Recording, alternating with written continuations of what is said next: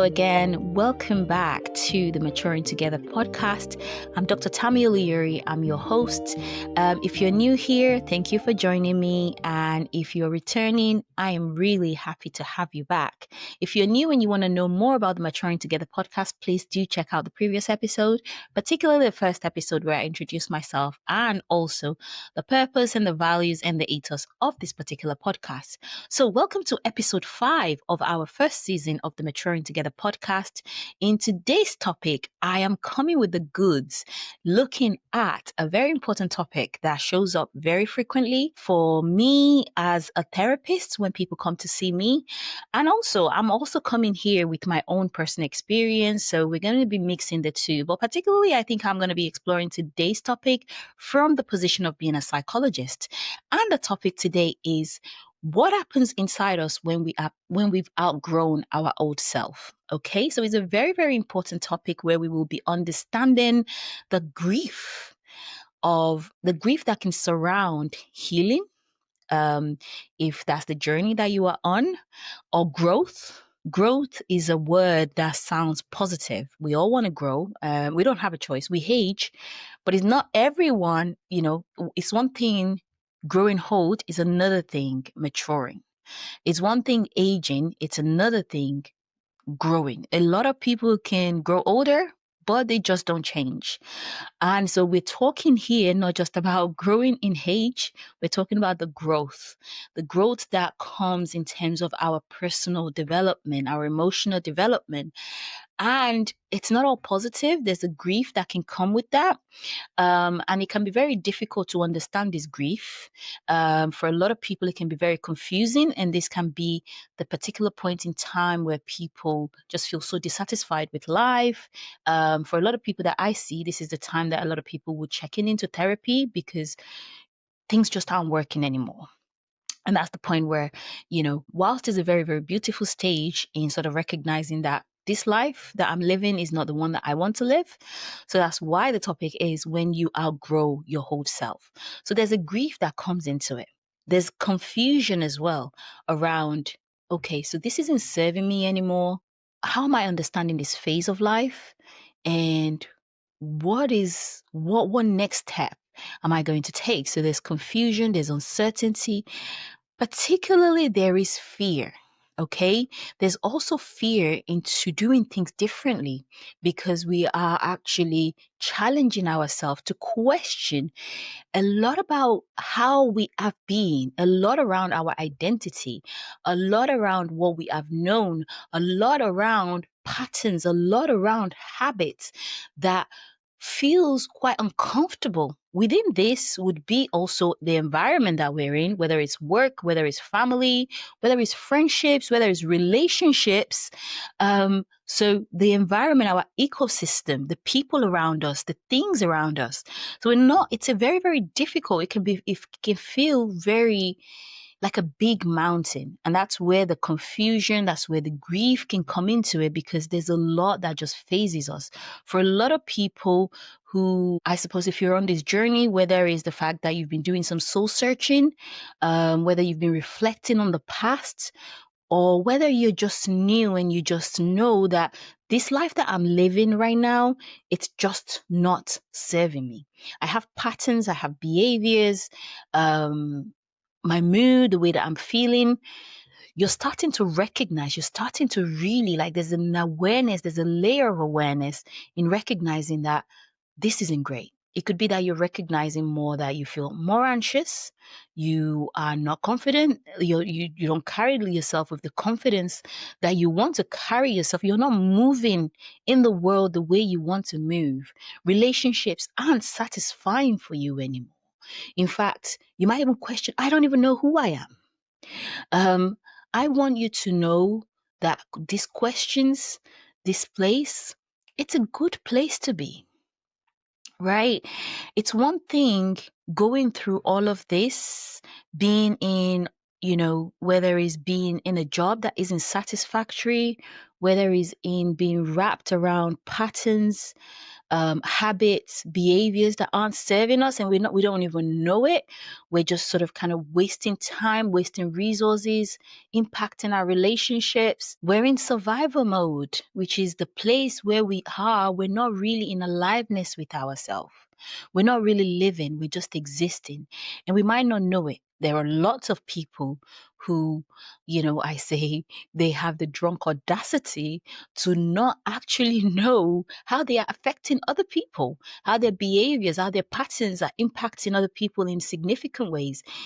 They can't self-reflect, and that's even a worse place to be, right? So if you're coming from that place where, whether it's the fact that you've always, you've just honed this identity of being in this place of not, of just sort of kind of repeating the same unhelpful pattern of, being in the same cycle of mood, whether it is that, you're just navigating relationships in a way that has not been fulfilling, whether for yourself, whether for other people, and you now are starting to question things.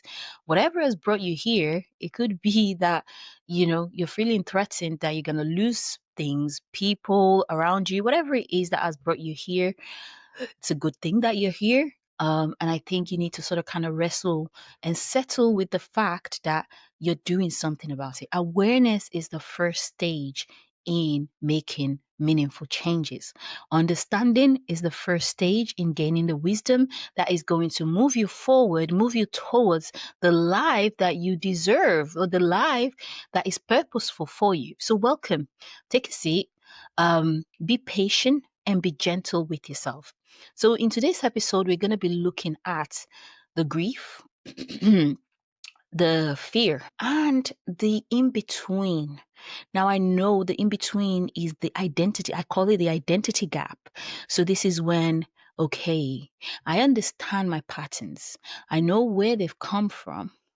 In fact, maybe I've grieved where they've come from, but I'm scared of making changes, right? That can be a very, very difficult stage to be. As a psychologist who work quite long term with people, it can be a really, really difficult stage. And moving forward, having new experiences, bringing new experiences in, can be really, really, really difficult. And it can be the place where people feel frustrated with their journey, with their healing journey.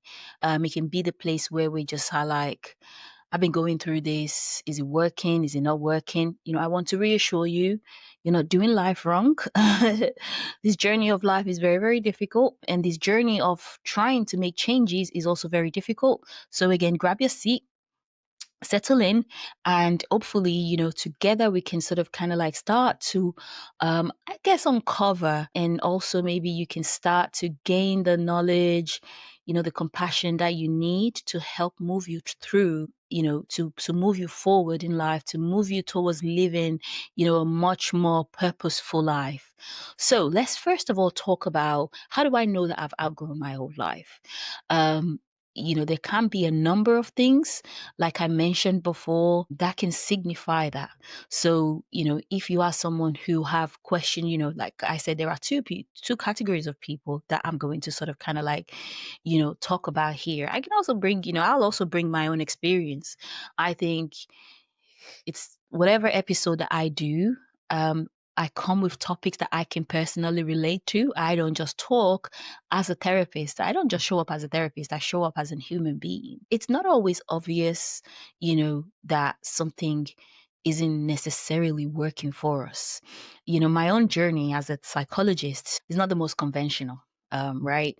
So I obviously came into this career as a young adult. And so by default, I have to take a look at things, and it wasn't always easy. I have to take, by default, through personal and professional development, I need to look at myself in order for me to complete my training, in order for me to be able to show up, in a humanistic way in working with people. And I can tell you that journey wasn't easy, particularly like as a student therapist, I was not ready. I just wasn't ready. So, if you have resistance around understanding or looking at things, particularly the past or self reflection, just know that that resistance is very normal, right? So I can relate with that.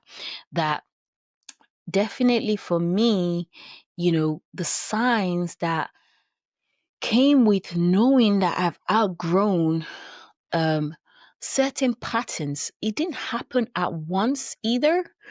um One thing was loss. Loss was a big thing for me. Just, losing someone who was really important to me. I would always say that grief has taught me a lot. My biggest lesson has come from grief. So my first monumental transformation, where I knew I needed to look at life and the way I'm living life, came from the loss of, a significant person in my life. And at the time of dealing with the grief, I just literally shut down. I went into a very, very depressed mode where I didn't even know, So we can be going through this, these changes, things can be happening with us where we are not even aware of where we are at in life. And that's sort of kind of like, one of the echoes of that is depression, right?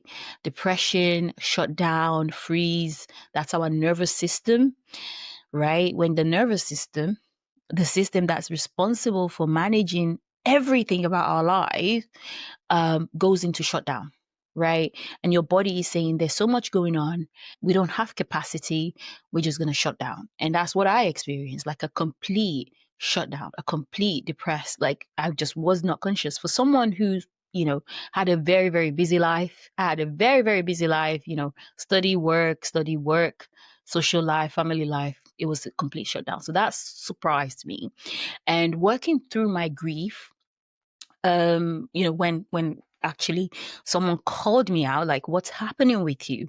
It was actually my lecturer who called me out, like, you're not turning up to your classes.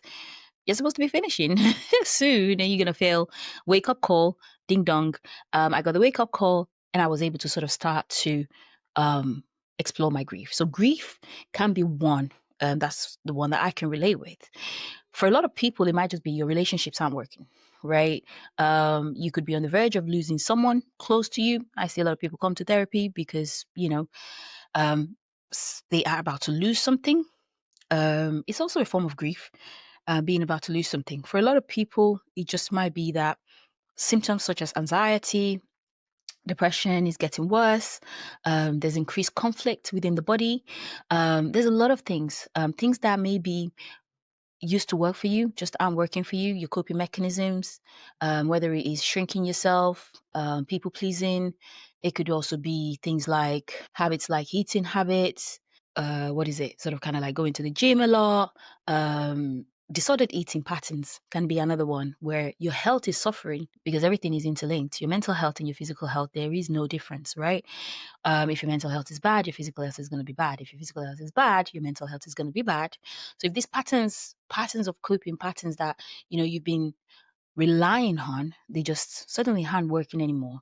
You're not getting so much out of your relationships, whether it's friendships, whether it's the fact that you're isolating yourself, you go out with people and you're just not connecting with people. Or it could be that you're losing people around you. Or it could be that, you've worked yourself to stupor, again, you've sort of kind of burnt out. There's lots of signs there that is saying, like, this life that you're living isn't working for you, right? And if you're just coming into it, you're recognizing it, you're dissatisfied with it, that's a good thing. The fact that you're dissatisfied with the life right now, something is telling you things have to change, right? It could also be transitions and changes, whether you've sort of kind of become a parent or you got a new job, you've moved locations. These are good things. Life is sort of kind of like challenging you to look at, is this, is the life I'm living right now, is it something that I'm satisfied with? One way in which I always think about this is, like I said, grief has been my biggest teacher, and also like thinking about our own mortality, right? And that's one thing that is very scary for the mind. Every human mind is scared of dying. We don't want to think about our mortality. In fact, we don't want to have it in our purview, but it is there underlying a lot of things that we do, because our mind is so scared of it. Our human mind has a job, which is to keep us alive. And it will keep us alive at whatever costs. And so death, the idea of dying, the idea of death in and of itself is very scary for the mind. And the mind, when it has fear, um, it just doesn't sort of kind of like put it underneath. It works with it quite regularly. So the fear of death, whilst it might not be in our sort of kind of conscious, like the front of your mind, bear in mind it sort of impacts the way in which you do your day to day. And my first loss brought me into being more aware of my mortality, into, I wouldn't say a complete acceptance, but into a complete awareness of what I have control over and what I don't have control over. The acceptance that I won't know how I would die. I will die one day. Um, but how and when is out of my control. And the biggest lesson that I learned from that is not overly focusing on my mortality, but the importance of my aliveness. Because what is life if I'm not living, right? Why would I get myself worked up about what if I die when actually, like, what I do have control is how am I living? And am I doing the things that are important for me? And a lot of literature, and this comes into my work with it, everyone that I work with, we do explore this at some point in therapy. Because when we hold in our mortality, the fact that we won't know how we would die, when we would die, it's out of our control. When we can sort of kind of like open open the space up to explore that, increase our capacity to hold space for that, we can start to really dig into, like, what does being alive mean to you, and are you really living the life that you want to be living? And so that's sort of like a very, very important point here, is what life do you want to be living, right? And that's the big question, is if this isn't serving you, this habit aren't serving you, this relationships aren't serving you, this identity isn't serving you, this isn't who you are, or you don't think this is who you are, then you want to find out who am I? And a lot of, like, the literatures that I love, reading, and the literature that helps me, that inspires me here, is the ones that, people who have the opportunity to talk about, mortality, whether like people on their dying bed, whether people, in the last stage of life. And I think there is a privilege in knowing, so, like, I feel, this is my personal opinion, I feel there's a privilege in knowing, you know, that you're dying. In a way, it can be scary, but in my own sort of kind of like, from my own understanding and sort of the way that I see it, is it can be a privilege in sort of kind of knowing, like, and some people have talked about it, knowing you have 3 months, you have 6 months left. And a lot of people talk about really living in those short spaces of time than the years that they've had before, right? Because the idea of knowing that I don't have that much time left, it makes people really focus on the things that, are quite important to them. And for me, a monumental shift came in sort of kind of knowing that, woo, like, really, death is real. When I sort of lost someone who was close to me, death is real. There were lots of regrets, like I didn't spend as much time with them. What am I doing? That wasn't the only time that I came into contact with knowing that something had to change in the way that I live. So it's not going to be a one-time thing. This can happen in sort of kind of like shifts at different points in life. I've just had another transition. I'm even wrestling with a particular habit right now that needs to change, which is overworking, like, not, I won't say overworking, but the way in which I engage with work, that's something that I'm trying to change, because I feel as though the pattern that I have right now just isn't working for the life that I have right now. And it's really, really, change here is really, really difficult. And that's sort of kind of like where, this can fit in with the identity gap, what you're used to, how you're used to, the level of productivity I'm used to, and the level of productivity that I need to move into. There's a mismatch, and it's activating a lot of fear. It's really, really difficult. So this can happen too, as a fear of sort of kind of like changing something, because it sort of can make you confront, like, is this really who I am? All right. So, bearing in mind, you are in this place, you can recognize that things just aren't working for you. That can be very, very, very difficult to hold. There can be a lot of grief. The grief can come from really sort of kind of like thinking about the time that you've wasted, or it could be sort of kind of grief of looking back into the past, things that you haven't had, pain and experiences of hurt. When people come into therapy, like the understanding that we do is like, how did you get here? How did this habit develop? What needs have not been met? What experiences have you had that have hurt you, that you've buried, that you haven't looked at? And all of this can provoke a lot of grief, and it can take so much time to work through this. So for the people who are in therapy or who have had therapy and they're looking at this is a really, really big piece of work where, we might have to sort of kind of like go back into the past, hold space for pain, bring things back to the present, process memory, and you might have been doing reading. It might not be that, you're getting this insight from therapy. You just know that like you're doing self-help reading. And that is useful in as much as sort of kind of like an advice. And in your mind, it makes sense. All these sort of kind of like self-help hacks. There's nothing wrong with a good advice of, like exercise, positive mindset, da da da da da. But if it isn't something that you're able to take, you're not failing because you're not taking it, right? Good advice have limitations, right? They can be as good as they want to be, but if our body doesn't have the safety that it requires to adopt it, what I call like your body is at war, your body is fighting an imaginary war, and your mind is telling you sort of kind of positive things, there's a mismatch. So that means that like you need to work with whatever war, imaginary war that your body is fighting, which typically means that your body isn't really in the present moment. Your body is carrying past memories. Your body is carrying pain that needs space for you to process it. Long story short, trauma. Basically, it's not necessarily about what's happened. It's about how has what has happened in the past impacted the structure and the formation of your body and how your body feels safe in the present moment. So if your body doesn't feel safe in the present moment, it's going to find it really difficult to take, advice.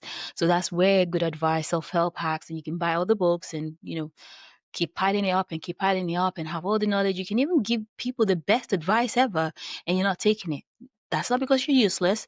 That's not because something is wrong with you. That's not because you're a hypocrite. It just is because you're not meeting your body. Like there's a lag, there's a disconnect between what you know in your mind and what your body is able to is able to tolerate, is able to hold, is able to process, is able to integrate. So there's a disintegration between like your knowledge in your mind and your body. And that's why it's really difficult sometimes to do this work on our own. That's why we might need another person to create safety for us, to help us, to guide us on the journey. This is where a therapist can come into mind, a coach, whatever it is that you need. Like I said, as a psychologist, this is the point where people come. That's the point where we're sort of like, exploring understanding, building capacity for safety. What is it that you need for your mind and your body to be able to be in the present? Because it's only when our body is in the present moment that we can sort of kind of like, start to move forward, that we can start to take advice, that we can start to, build the new life that, we deserve. Does that make sense? So, there's a lot of signs there. Relationships not working, symptoms, are increasing, whether it's depression, whether it's like depression, anxiety cycle is just increasing. Habits, coping mechanism, they're just not working anymore.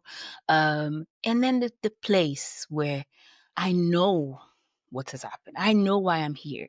I know my patterns, right? And I am working on them, whether it's even the fact that you've done a lot of work and you can look after yourself better. You're not self-abandoning yourself as you used to.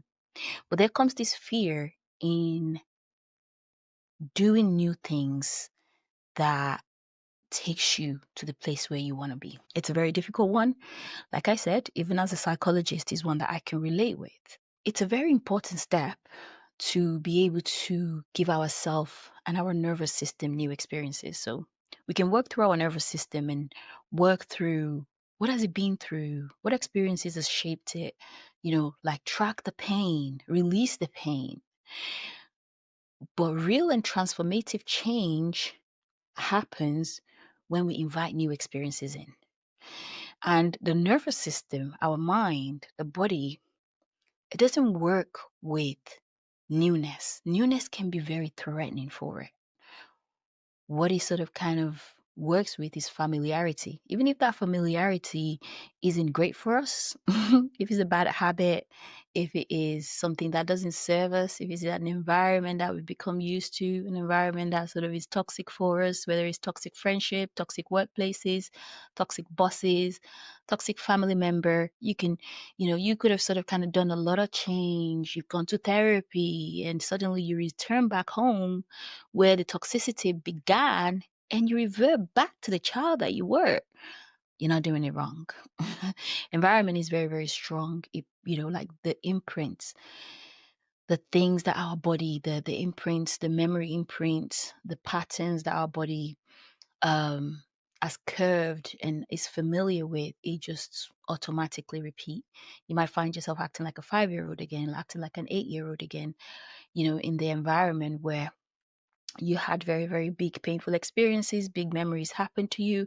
You're not doing life wrong. And, whether it's the fact that you want to change patterns within this environment, you want to change how you show up, it can be really, really difficult to step into the new you. If you're doing it and you're doing it well, well done. It is not impossible.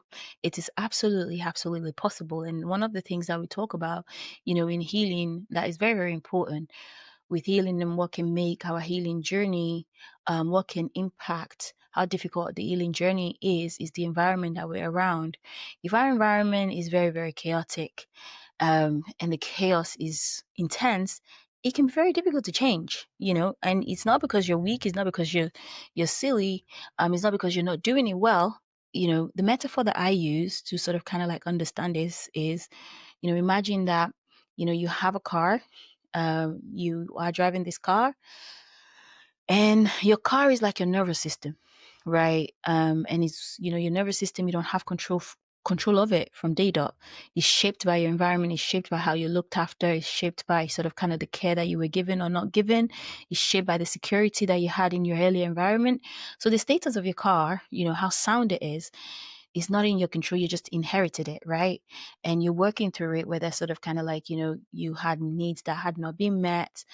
So, you've sort of kind of like inherited a really bad clutch, a really bad accelerator, a really bad engine for your car.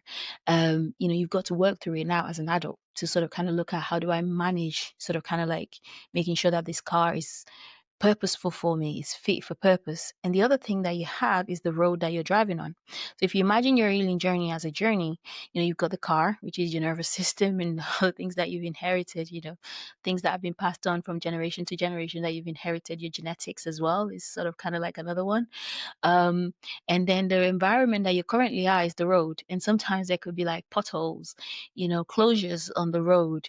If the road is blocked, so say for example, you're in a really, really toxic relationship, this relationship, you've gotten into it because you didn't know better.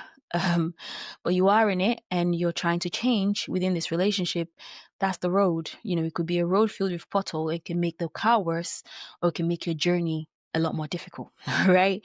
And so you have to sort of kind of like think about it in that way. What environment am I in? And can this environment get me through to where I want to go?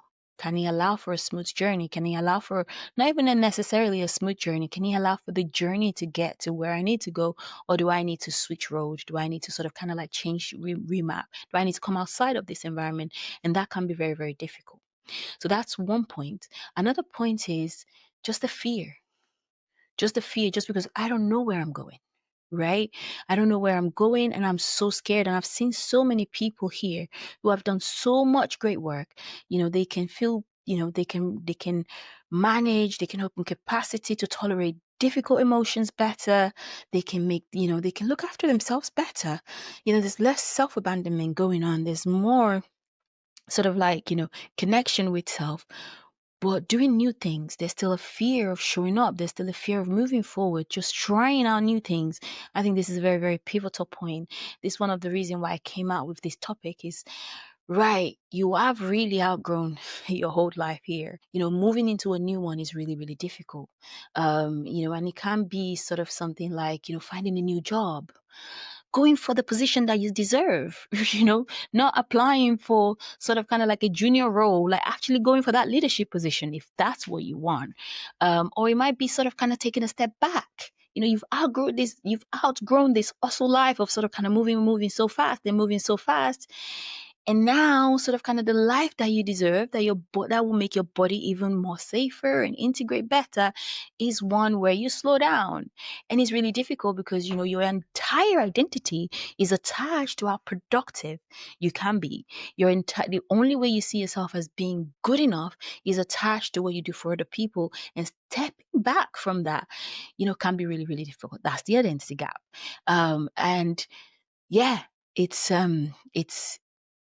a normal process. I think we have to again pause, hold space for it, hold space for what's showing up, and moving away, move with compassion. What do we need? Like sometimes we can't do this alone. We need to sort of kind of expose ourselves to sort of kind of new experiences, which might feel frightening. Like you can feel like you're seeing a lion, literally. Like that's the way the nervous system can perceive it. Like, oh my God, I can't do this. And you will sort of kind of like hold back, avoid. Sometimes you don't even know that you're doing it. You will tell yourself that I'm good, everything is good now, I'm doing really well, but still your body knows. A lot of people who are doing the work, who are sort of kind of like more conscious, particularly if they're still showing up in therapy, like the way that I see it is, we're just sort of kind of like stuck in therapy too. And like they come in and there is this dissatisfaction, there might just be increasing symptoms, again, or sort of kind of like decrease and increase and decrease and increase, and the dissatisfaction will show up one way or another.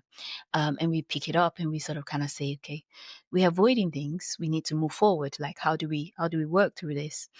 And the one way we deal with avoidance is by confronting things. But it's not as simple as just sort of kind of like setting big goals. You have to sort of kind of like do it gradually. You have to do it with support for yourself, support coming from inside, and sometimes someone holding your hand to help you do it. The thing about sort of kind of like our nervous system is once it has repetitions, once you've sort of kind of repeated an action, you've done it, and you didn't die, basically, because that's what it thinks. It thinks you're gonna die. You're not gonna survive it. We can settle down, and then the more you give yourself that experience, the better it is. Like, and then you sort of kind of like there's a new pathway then that's been developed in your brain, and our brain just doesn't stop growing. We can sort of kind of generate new patterns, and so if we do it, these aren't big steps. This can be something as little as, maybe just even talking to a neighbor if you're struggling with the fear of being seen, if you're struggling with the fear of being judged.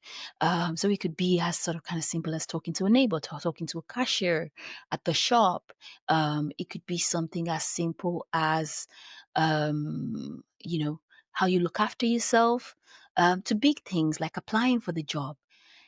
It could actually also be learning to fail. I talk about this from experience because I am someone he was so big on fear of failure. And you know what? You don't overcome fear of failure without actually learning to fail. So you have to do something that where you actually fail and you give yourself a new experience. Because for me, failing was really impossible. Not only impossible, it was a punishable thing. If I failed something, I got punished heavily as a child. And so like I had to sort of kind of relearn ways to sort of, open myself up to failing, to being sort of, to having to being criticized, to receiving feedback. You have to open space up for this, and then your nervous system expands in capacity. It doesn't feel good, but it also doesn't shut me down. It also doesn't sort of kind of stop me in my track. So you have to figure it out. Like, where do I want to be? What journey am I taking? And so, like, it's not necessarily, just doing things to reap a particular product. It might actually sort of kind of like being doing something to change the way you react to the outcome.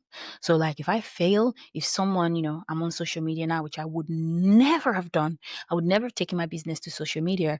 I would never have showed up as a psychologist because it's such a high stake. And I get bad comments, I get sort of positive comment, I get, and I have my nervous system has increased capacity to be able to sort of kind of hold space for all of it, whether it's good, whether it's bad. I don't have to feel like, oh my God, I immediately have to defend myself. Sometimes I still get that, oh, that's a bad comment. What have I done? But I'm able to hold space for it. I'm able to recognize it better.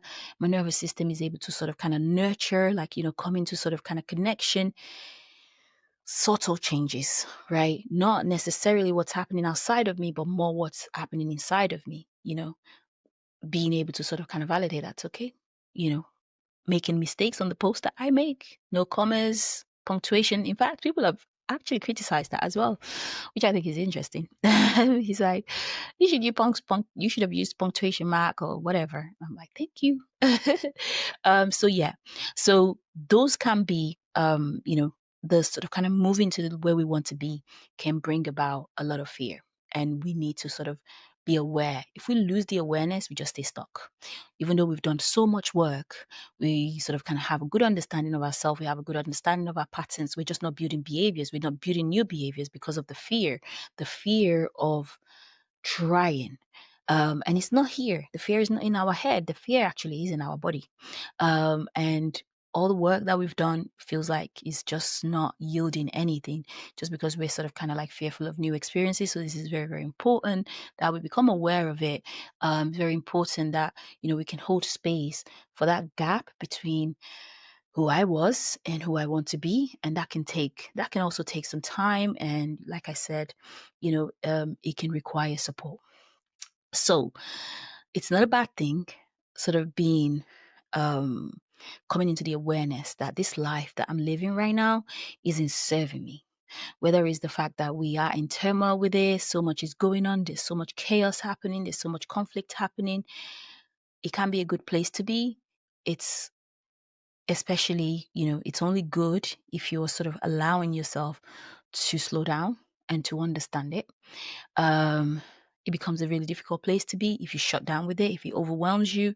So hopefully, like, this conversation has been helpful for you to step into the discomfort, to explore the discomfort, either on your own, either with someone, therapist, coach, you know um a guide, a safe person. Whoever you choose, make sure that they can create safety. They can, they can hold you. An unsafe person can make it worse. So there's a lot to explore. Grieving the hold, and the uncertainty and the fear of stepping into the new. They're very, very important. It's a process, it's a journey. And, we've always talked about how healing, how maturing is an unending journey that we all are on. And so I hope this episode has been useful in helping you, I guess, uncover it and sort of kind of learn something about yourself, learn something about where you are at. It's prompting you into sort of kind of wanting to do more healing or supporting you with your healing, and hopefully inspires growth for you. So thank you so much for, you know, staying with me. If you stayed with me from the very beginning to the end of this episode, thank you very much. And I look forward to seeing you in the next episode. In the next episode, we're going to be looking at an extension of what we've talked about today, and that's when we've outgrown relationships. So I hope you can join me for that. I really looking forward to seeing you there. And if you are listening and you want to sort of kind of contribute, please do engage with me on my socials, engage with me in the comment section as well, and send questions. Or if you have any sort of topics that you want me to explore, please do send that through. I really do value that. I really do appreciate it. I really appreciate you being here with me. Thanks again for joining me, and I'll see you in the next episode.